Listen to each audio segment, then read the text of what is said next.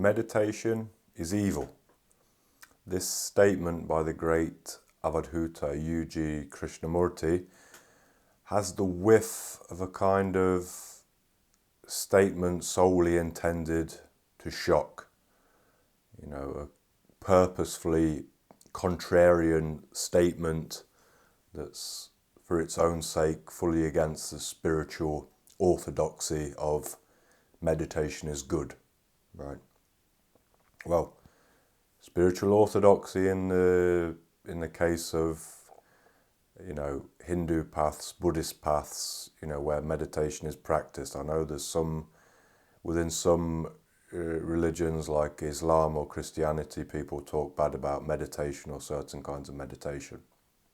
But certainly, this statement that meditation is evil goes against an entire orthodoxy of spiritual practice where people sit and meditate and try to still their mind, try to discover who they really are and try to aim for enlightenment and liberation. First problem with talking about this statement is basically, what is meditation? Meditation is now one of these highly loaded words, like, for example, samadhi or enlightenment or liberation or guru, you know, where these words, each of them has a completely different meaning to each and every person. And for most people, these words only have a conceptual meaning. Most people don't have an experiential understanding of what enlightenment is. Most people don't have an experiential understanding of what samadhi is. They're just words, right, for these people. So, what is the meditation that he's talking about that's evil? Is all meditation with all definitions evil? In my opinion, no. Okay. I'll first tell you a little bit about my experience of meditation, or what some people may call meditation. You know, when I was a teenager, I had a great longing for what I would call oblivion, annihilation, total silence, the absence, an absence of me, an absence of myself, whatever it was. It's like I wanted to die without dying. Okay, this strange desire I personally started to have when I was a teenager. Later on, in my early 20s, I started to have this glimpse of this state of silence. Beautiful state of silence, stillness, where I was just absence, and there was just a quietness, still space, right? For whatever reason, probably because I desired it, probably because I longed for it, I started to have a glimpse of this space. And I would sit, you know, I'd come back from work and I'd go to sit in the garden, and I would just sit down and do nothing. I would just sit down and be in silence. I would just sit down and try to lean into this space.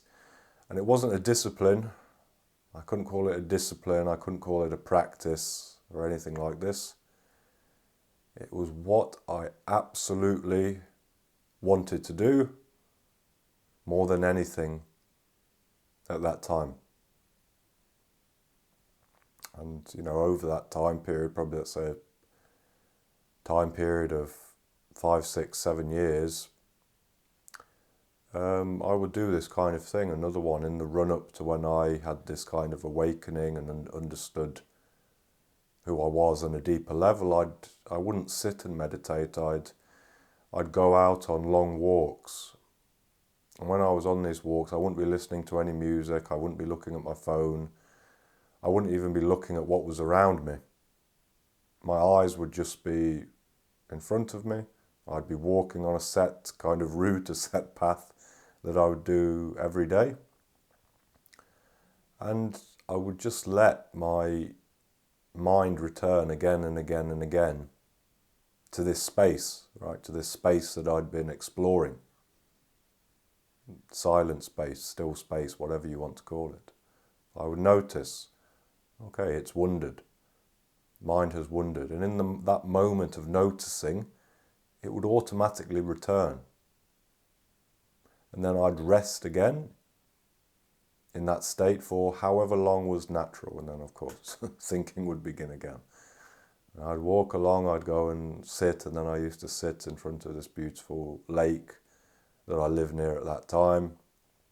And I'd have my phone, I'd have my books on my phone, on my Kindle or whatever, and I'd read a few passages of something that I like, something that kind of amplified that state within me, and then I'd sit again, look at the lake, sometimes with eyes open, sometimes with eyes closed.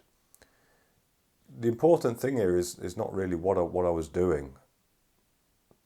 It's not like I'm going to tell people now, okay, now you go and do the same thing. This was totally natural for me. I didn't want to do anything else. I would look forward to this time every day where I'd get out of the house and go for this walk. At that time, I don't know, I couldn't sit myself for meditation, or what people call meditation, this sitting meditation. I didn't feel like it. Later on, in life, and including now as well, I don't feel like sitting for, so-called meditation. I don't know why. Maybe I should, maybe I shouldn't. I really enjoy when I have to drive, the car for over 30 minutes. Then I enjoy that silence because I can't escape it. You just keep the music off and I enjoy like that. But now I don't have that desire. So for me, this kind of meditation or whatever I was doing, this is not evil. I love doing this.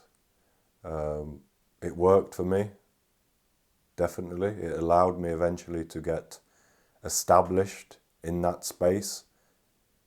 It allowed me to dilute the mind to such a point where I could actually realize the substratum being, the substratum essence that's constantly sitting behind the mind, like the sky sitting behind the cloud. So that worked. I'm not saying that was just what I was doing, right? That was a part of how I was living. But what that was a part of was this, what I talk about all the time, naturalness. Being honest to myself, doing what I wanted to do, living naturally, living honestly, and in the midst of that, seeing my distortions, seeing my patterns, seeing how I was making myself suffer, and then trying to relax out of them. The evil meditation that Yuji is talking about, again, in my opinion, I've cherry-picked this quote a bit. The kind of evil meditation is this kind of ambitious meditation. We put ourselves to sit down at the same time every day and we think we're going to achieve something. We sit down every day and we think, right, I want to change my state. I want to be in a different state. I want to be in an altered state. We've heard about what other people have experienced in meditation. We've heard what it's normal to experience in meditation.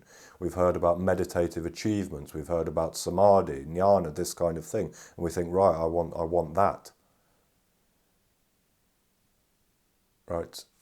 This kind of meditation that's kind of based on ambition, that's kind of based on escaping ourselves, on changing ourselves. This is the meditation that he's talking about as being evil. Right? If you want to do meditation of any kind, whatever stripe of meditation you want to do it because you want to do it more than anything else. If you don't feel like doing it, don't do it. Right? On my path, natural path, our practice is doing what we want to do. It's being natural. It's first of all discovering what we really want to do, what we really want to do in this world, what's important for us, what's meaningful for us. In my case, for that period of time, I couldn't not do this, whatever it was I was doing, this meditation. It was so important for me. It was so vital for me. It was so kind of meaningful for me. Not in a conceptual way. I just longed for that state. And that state wasn't an idea for me. I'd already glimpsed it. I'd already tasted it. I could keep going back to it to some degree. Not saying it was perfect. Not saying it was perfect silence. Not even saying it was a recognition of the natural state at that time. But it was real. For me, it was real. Right? So the evil meditation that Yuji is talking about is this meditation that's not coming from deep within us. We're just doing it because we hear, okay, that's what we're supposed to do. I'm on the spiritual path, I've heard about this or that, or I want to escape this, or I want to achieve this, and this is what I'm supposed to do it. And then we sit like some constipated person straining to reach an imagined state. We don't know what we're doing. Right? For me, my meditation practice, I was enjoying. I was enjoying this whole path is about enjoying. Enjoying your life, enjoying existence. Right?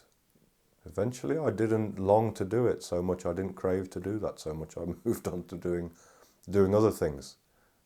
I still enjoy meditating with other people, sharing that space as much as I can, but personally it's not really a thing for me anymore. So, meditation is not good or bad. It depends where your meditation is coming from. It depends why you were doing it. It depends how you were doing it, right? For me, the first type of meditation has to be understanding ourselves, understanding who we are, and then we might learn. The meditation that we actually want to do is maybe playing music. So it was a reality for me at a different point of time. Maybe our meditation is doing some other kind of work that we really enjoy, some art, or serving people, or serving our family, or whatever. Right? So for me, this is the natural path into meditation. Your meditation should be simply what you want to do. In my case, and maybe in the case of a lot of other people who have become yogis, avadhutas, whatever, they had a passion for silence.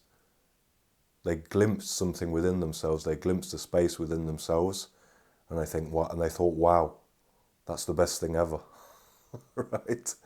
That's something, incredible, and they got addicted to it, right? This is fine. So whatever we do, whatever spiritual practice we do, it has to be real. It has to come from deep within us. Only then it has a meaning. Only then it has a purpose. On this path, on the natural path, which for me is the most direct path imaginable. It's the most direct path possible. And there's no concepts here. You start from where you are. You connect yourself as deep as you possibly can right now, and then you walk.